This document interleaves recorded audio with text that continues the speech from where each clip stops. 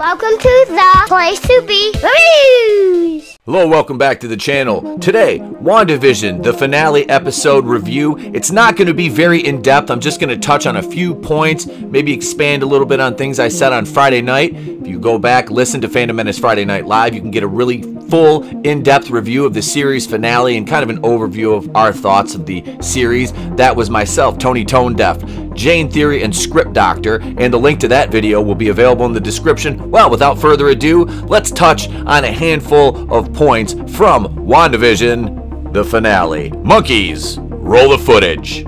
We of course start out with the square off right outside of Wanda's house, and Agatha is still using her magic. She's kind of got Tommy and Billy at bay with it wrapped around their necks, and they're squaring off out there, and it really leads into that funny scene where Wanda throws the Buick at Agatha and knocks her into the house and does that Wizard of Oz thing with the boots laying there. That was just, it was a nice little touch.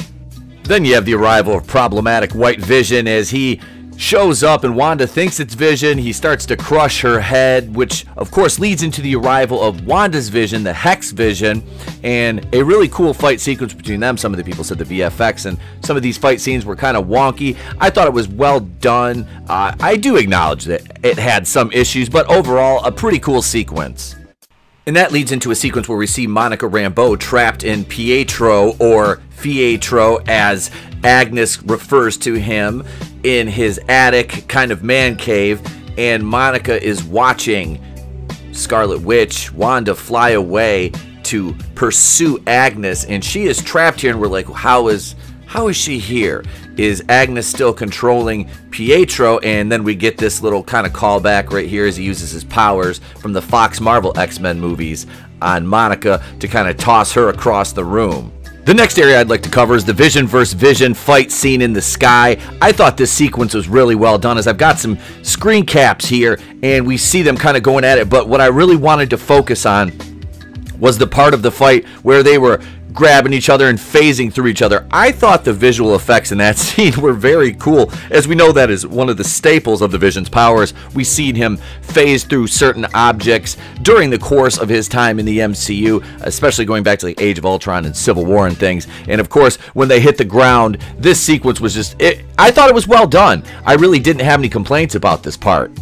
Right after this scene, we see Director Hayward, who we'll talk about later on in the video, as he's got Jimmy Woo in custody. And Randall Park has been absolutely a joy to watch during the course of this show. This is the scene where he, of course, steals the cell phone. He uses that sleight of hand he's been working on and learning. As we see, this was a very slick scene with him kind of talking to Hayward, you know, being casual. It really kind of made me suspend my disbelief a little bit, the fact that he could snag this phone in front of all these agents as he's kind of, you know, tossed in a little hay barn. He's got a pin to unlock his handcuffs. Like I said, Jimmy learned that sleight of hand and it worked out really well for him and came in handy here in WandaVision. I think we're going to see more of him in the future, as he called his FBI counterparts to call in backup. And what was, like I said, it was a serious scene with a little bit of suspense, but not much. It was more comedic relief at the end of it, just the way he delivers his dialogue, as always. I've got a situation and I was hoping you could get here inside the hour. So while I'm not always a fan of the quippy Marvel humor, I would like to see more of Randall Park moving forward, because he can blend the comedy and the seriousness needed very well. I thought since we were going to talk about her in the next scene, I would bring up Emma Caufield and the perils of being a red herring. This article came out from Vanity Fair. This talks about Dottie and kind of the misdirect that they used with her, to where they made you think she was going to be a more important part of the plot than she actually was. And that brings us to Emma Caufield's scene in this episode where she is walking out of a building. Agnes frees her of the spell of Wanda, and you can see her kind of snap out of it. And she approaches Wanda. Wanda calls her Dottie, and she says, "My name is Sarah. I have a daughter." And then she kind of frantically pleads with her to include her. Maybe we could put her in a storyline. She could be friends with your boys, or she could be the school bully. You know, whatever storyline that you want to use. But can you please free my daughter? And then she says, can you let her out of her room? Which is kind of odd, because it's like the whole time we've been thinking, where are all the kids in this town? We know these people are captive after a certain point, so they have to have kids. Where are their kids? Where are they being held? Because we saw them in the Halloween episode. Really, anything. If you could just let her out of her room. We're then taken back to Pietro's attic man cave as he's making what looks like a disgusting kale shake, and he has Monica still there captive, and she's kind of looking around. She's not being held, you know, physically or anything. She's just there with him, and she's looking around, and she happens across some paperwork, and she finds a bill, and she's examining the name on the bill, which we're going to talk about in a second here, as they have some dialogue back and forth. But yeah, so this is kind of, to me, this was a waste of using Evan Peters in what could have been a very cool crossover role, but then we find out he's just under Agatha's magic, and it's not even Pietro. It is, of course, he's a struggling actor, and his name, are you ready for it? Ralph Boner, which Monica immediately questions him at, and then we get a glimpse of some of that quippy Marvel humor that we've all come to know and love, some of us despise. You're Ralph Boner? Boner. And as Monica surmises, he's just a normal guy under Agatha's control. She figures she is just going to make her move and she's going to get out of here. And that basically happens next. And it happens like that. So she notices that glowing necklace around his neck. And you'll see here, not in this next picture, but the following one, Evan Peters has the look that I would have if Teyana Parris flipped me over and jumped on me. Right here, this is not a look of somebody who is worried. No, but she pulls the necklace off of him and frees him from Agnes's spell, and he snaps out of it completely. Oh God, please, spare my life. Next thing I wanted to touch on was kind of the little Avengers type mini sequence in the town square with Wanda, Vision, Billy, and Tommy right here. It's kind of neat. And right here, I just wanted to take a moment to speak to the visuals of this sequence that led up to that little mini Avengers moment. There is Wanda opening the hex up, letting all the people in the town go free, seemingly the Visions fighting in mid-air. Like I said, a lot of people had some issues with the VFX here. I mean, does it look a little bit wonky in Black Panther third act at times? Somewhat.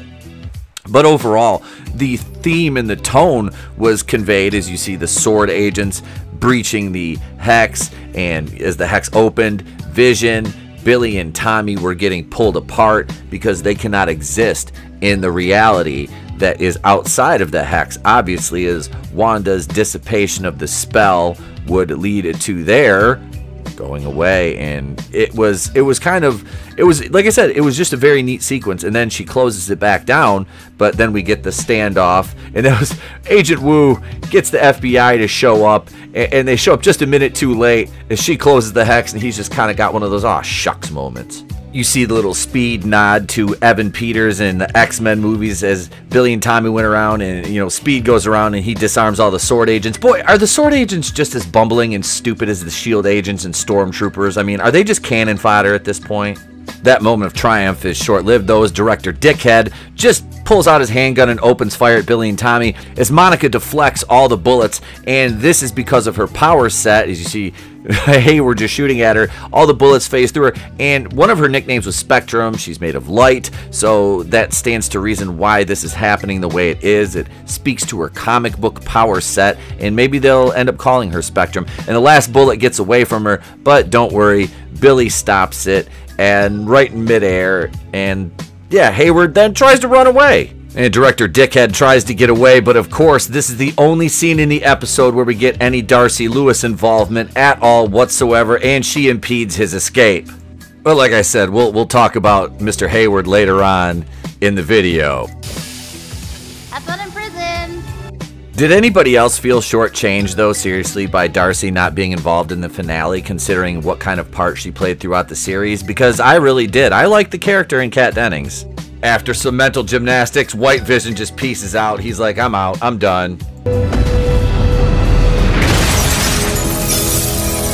There was that really cool scene where Wanda used her magic, took Agnes back to Salem where she was on trial by her coven. They were going to execute her, and you had that little sequence between the two of them there, which Wanda revealed her crown for the first time, which was really cool. As the witches turn on Wanda and they have her up on the stand, you can see, like I said, the crown reveal, and then she does one big blast of power and just clears house. You have the sky battle inside the hex between Agnes and Wanda, and you think that Wanda has expended all of her energy. Agnes has consumed all of her power as Wanda is looking gray and drained. much like the victim of a succubus would. And as Agnes goes for the kill shot, we get a very fun yet predictable outcome to her trying to use her powers to finish Wanda once and for all. As we said, Wanda was not dead to rights. She was sandbagging, and all of the magic that she threw, she was casting runes, which we learned Agnes had used on Wanda in the cellar, as a witch that casts the runes is the only ones that can use her magic within that area, and Wanda uses this against Agnes to stop her from using her powers and ultimately defeat her as she reveals her full Scarlet Witch look at the end of this scene. And like I said, this was a actually very cool shot of VFX here. I really like the way this looked. Yeah, I kind of wanted to include these two as we really see the contrast in colors between the purple magic of Agatha and the red magic. But it is just a very cool VFX shot, and we get to see Wanda come out of this scene absorbing all of Agatha's powers, and we get the full-on Wanda is Scarlet Witch outfit reveal, which, like I said, very cool. As Wanda has fully defeated Agnes, fully absorbed all her powers, relegated her to a just basic human at this point, taken everything away from her. And like I said, these scenes right here, I thought they were done pretty cool. The VFX was good as we kind of get a glance at Wanda's outfit, which I'll show you here in a minute, as Agnes just looks pissed, she's defeated, and she knows her time is up. Then Wanda just turns her back into Agnes and basically makes her live in Westview for all eternity. Says, this way I can keep an eye on you if I need you.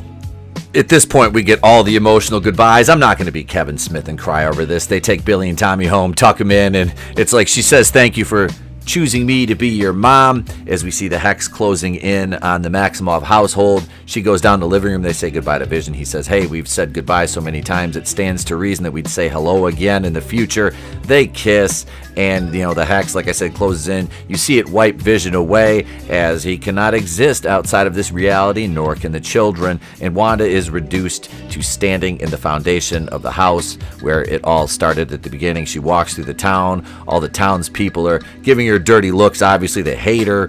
Well, I mean, I would too. You held them all hostage. You know, she says her goodbyes to Monica and then flies away. And as the sun rises or sets or whatever it's doing there, she takes one last look at Westview before departing off into the skies in full Scarlet Witch attire, which was a fitting ending. Agent Wu is directing traffic in the aftermath of the hex, and Monica comes over and tells him, authority looks good on you, Jimmy. And they have a very nice dynamic between the two of them. I thought their characters worked together very well on screen.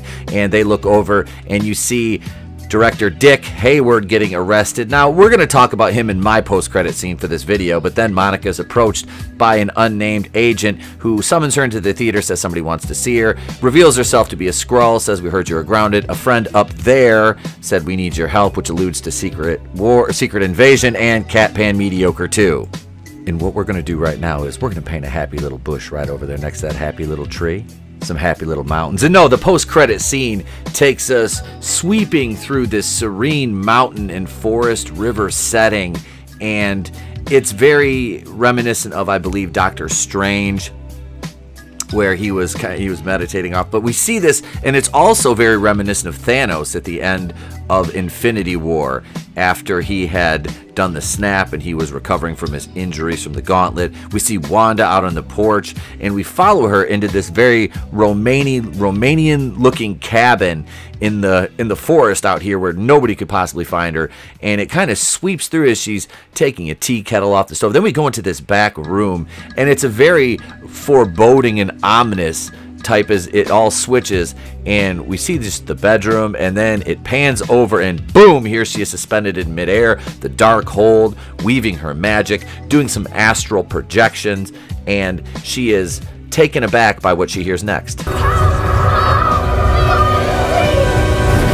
Apparently, she's hearing Billy and Tommy's voices calling out from the dark hold, from the spirit realm, whatever it may be. I'm not an expert on it, but that's their voices calling her for help, and I'm sure we'll dive into that. Let's take this thing home, shall we? It's gone on long enough. So Sword director Tyler Hayward was a complete douchebag. He was Dick. Everybody called him Director Dickhead on YouTube.